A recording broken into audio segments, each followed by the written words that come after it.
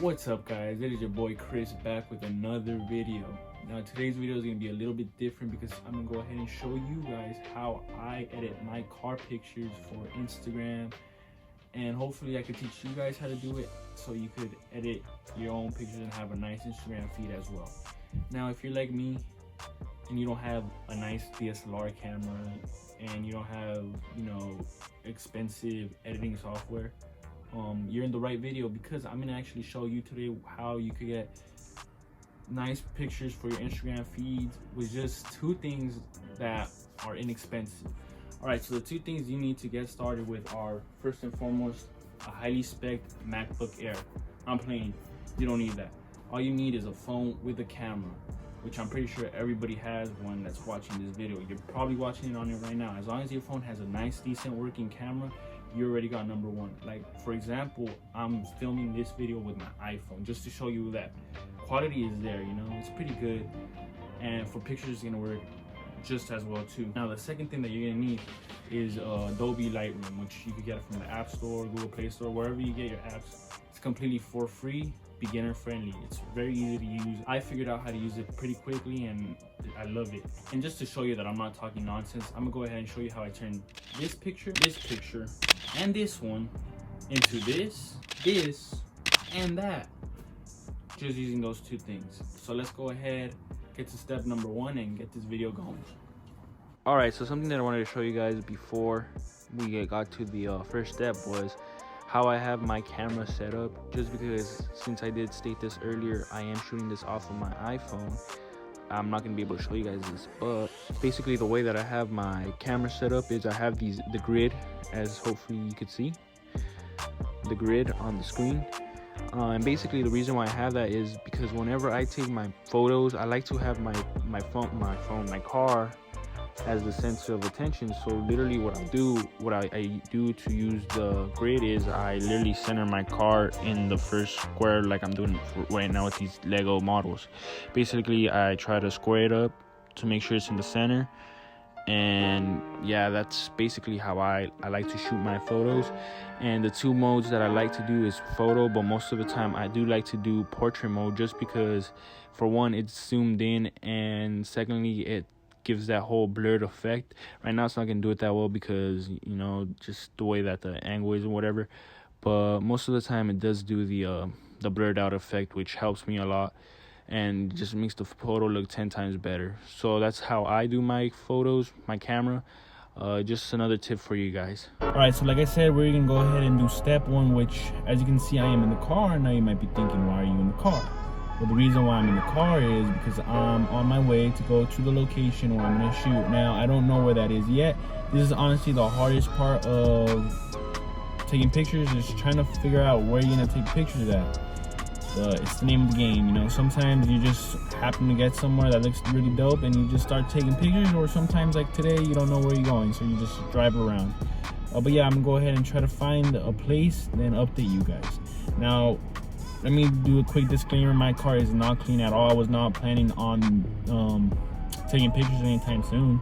It just happened that I decided to make this video for you guys. So for the purpose of this video, I'm gonna take pictures of a dirty car. Just a little disclaimer. Anyways, let's go ahead and find that location. All right, so I've been driving around for a little bit and I think I finally found a location. So let me go ahead and show you guys the little location that I found right now. Yeah, it looks sick right here. So I'm gonna quickly take some pics and get out of here because I don't know if I'm allowed to even be here. Yeah, so I really like this area because I like all the abandoned stuff in the back. So it was a nice little area. But yeah, I got some quick little photos. I'm gonna go back home and shoot them, or not shoot them, edit them. All right, y'all, so now I'm back home and now I'm ready for step number two. Now, step number two is basically going on my camera roll and going through all the pictures that I took and finding which picture is the one that I'm gonna go ahead and pick. Now, this is gonna be either the easiest part or the hardest, because so many pictures to choose from that you're not gonna even know which ones to pick. But I think I already know which one I'm gonna go ahead and pick. So let me go ahead and get on to step number three. Now, step number three is going to be to open up the Lightroom app, Once you open it up, this is what it's gonna look like. You may have photos there already, you may not, doesn't matter. Now what you need to do to add a photo, go to the bottom right there where there's that icon of a photo with the plus sign right next to the camera. Go ahead and click that. It's going to give you an option from where you want to select this photo. Go ahead and select from camera roll and then pick the photo that you want to go ahead and edit. Alright, so boom, that's the picture that I want to go ahead and edit. So now the first thing that I'm going to go ahead and do is go to the right where there's an icon that looks like a sun. Go ahead and click that. Now that's going to bring out your exposures, contrast, highlights, shadows, whites, and blacks of the photo. Now, first thing that I like to do is always bring down my exposure to -1 or -90. Anywhere in between there is usually where I like to stay with my exposure. Choose your fighter. Now, one thing to remember, always play around with the options.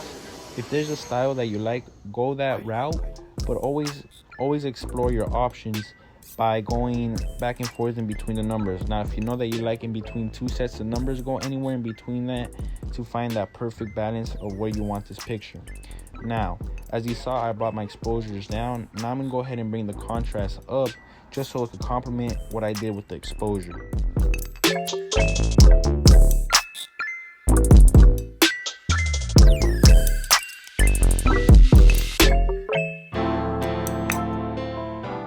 Now for this particular photo, I want to go with a darker look, so I'm gonna go ahead and bring that up to plus 59. Now I think that's a good starting point. Now I'm gonna go ahead and bring up the highlights as well.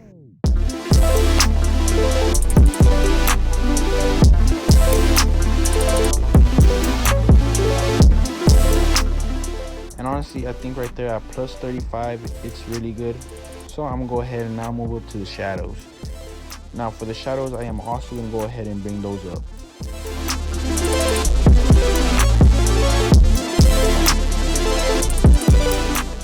Now, I want the car to stand out a little bit more than everything else, so I brought up the shadows pretty high. Now, as you guys have been able to see, I've been playing around with the options. Now, like I said, I know which route I like to go with each little thing. So I know that I like to go to the left with exposure, contrast, highlights, and shadows. I like to go to the right, but I haven't really gone on a specific color. I just been playing back and forth until I find that spot that I really like. Now my whites, depending on what look I'm trying to go, it really depends on where I'm going to go with the whites. Now for instance, with this picture, I really want to bring out the car, so I'm going to go ahead and bring up the whites.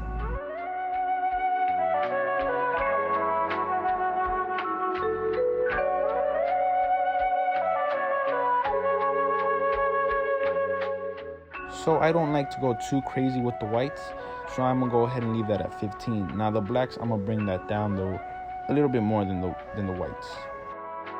Godblue on the track. 25 looks really good to me. Another thing that I like to do is mess with the curve. Now the curve is that thing that's right there on the top right. Go ahead and click that. It's gonna go ahead and bring up this chart. Now this is gonna make the picture change, as you can see. Now personally for me, I like to do kind of like an inverted S, and it gives it this like duller look to the photo that I really enjoy. Now go ahead, like everything else, play with it until you find a setting that you really like. And honestly, I think I already found it. I think that one is working pretty good. It's looking pretty good to me, so I'm gonna go ahead and pick that, but I might play with it just a little bit more.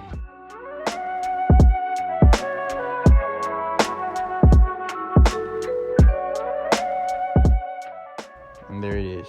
Now it's a slight change in curve, but there's a change, and it did a lot for me personally.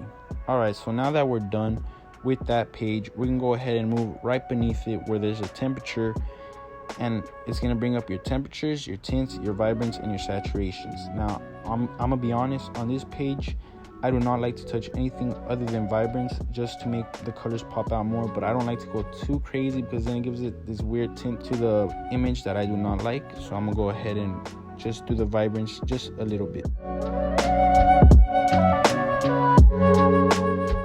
And that right there is enough for me, and I'm done with this page. I'm gonna move on to the third page and the final page. Now here it's going to bring up your textures, clarity, dehaze, and vignettes. Now for everything, I like to bring up relatively high, but always keep an eye on the picture. Always be looking, playing around with it, just to find what you like, because this is what's going to really bring out the characteristics of everything. So just remember, it's going to depend on each photo how much you want to bring it up. So let's go ahead and get started on that.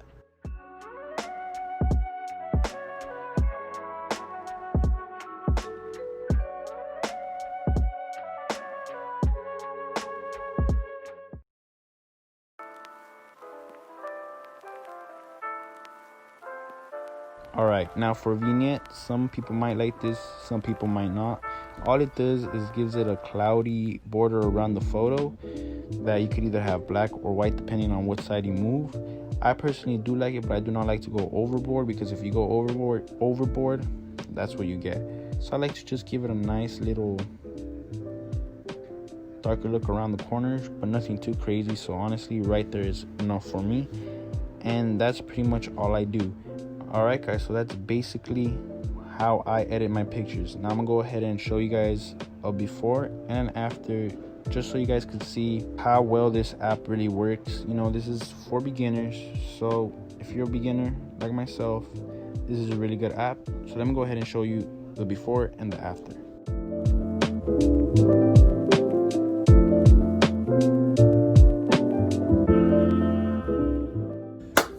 Guys, I hope you guys enjoyed that tutorial. It was quick and easy. Like I said in the beginning, this is a nice little tutorial for beginners that just want to learn how to edit their pictures so they can have a better Instagram feed. Now if you guys did enjoy this video, go ahead and leave a thumbs up, comment down below, and subscribe to the channel, because I want to continue making videos, and with you guys subscribing, it's going to encourage me to keep on making videos. Now anyways, that is the end of this video. So again, I hope you guys enjoyed, and until next video guys, see you then.